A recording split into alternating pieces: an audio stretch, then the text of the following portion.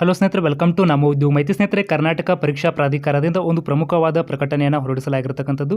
ಕರ್ನಾಟಕ ರಾಜ್ಯ ಪೊಲೀಸ್ ಇಲಾಖೆಯ 402 PSI ಹುದ್ದೆಗಳ ನೇಮಕಾತಿಗೆ ಸಂಬಂಧಪಟ್ಟಂತೆ ಏನೋ ಒಂದು ಸ್ಪರ್ಧಾತ್ಮಕ ಪರೀಕ್ಷೆ ಇರತಕ್ಕಂಥದ್ದು. ಆ ಒಂದು ಸ್ಪರ್ಧಾತ್ಮಕ ಪರೀಕ್ಷೆಯನ್ನು ಕರ್ನಾಟಕ ರಾಜ್ಯ ಪೊಲೀಸ್ ಇಲಾಖೆ ನಡೆಸುವುದಿಲ್ಲ. ಬದಲಾಗಿ ಕರ್ನಾಟಕ ಎಕ್ಸಾಮಿನೇಷನ್ ಅಥಾರಿಟಿ KA ಮೂಲಕ 402 PSI ಹುದ್ದೆಗಳ ನೇಮಕಾತಿಗೆ ಸಂಬಂಧಪಟ್ಟಂತೆ ಎಕ್ಸಾಮಿನೇಷನನ್ನು ನಡೆಸಲಾಗುತ್ತೆ.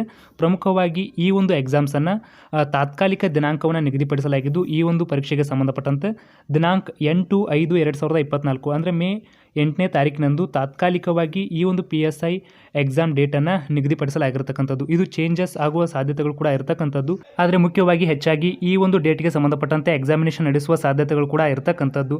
ಆದ್ದರಿಂದ ಅಭ್ಯರ್ಥಿಗಳು ಈ ಒಂದು ಡೇಟನ್ನು ರೆಫರೆನ್ಸ್ ಆಗಿ ಇಟ್ಕೊಂಡು ನಿಮ್ಮ ಒಂದು ತಯಾರಿಯನ್ನು ಮತ್ತಷ್ಟು ಚುರುಕುಗೊಳಿಸಿ ಅಂತ ಹೇಳ್ತಾ, ಮುಖ್ಯವಾಗಿ ಇದಿಷ್ಟು ಸ್ನೇಹಿತರೆ ಇವತ್ತಿನ ಒಂದು ಪ್ರಮುಖ ಮಾಹಿತಿಯಾಗಿತ್ತು.